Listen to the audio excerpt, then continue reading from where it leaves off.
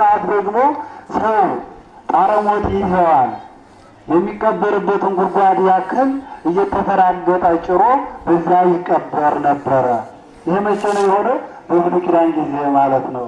እግዚአብሔር አምላካችን ወደዚህ መጥቶ ከጣርነት በዲያብሎስ ከመገዛት ከባርነት እግዚአብሔር አምላካችን አውጥቶናል ማለት ነው። ስለዚህ እግዚአብሔር አምላካችን ዛሬ ነፃነታችንን ያወጀበት ቀን ነው።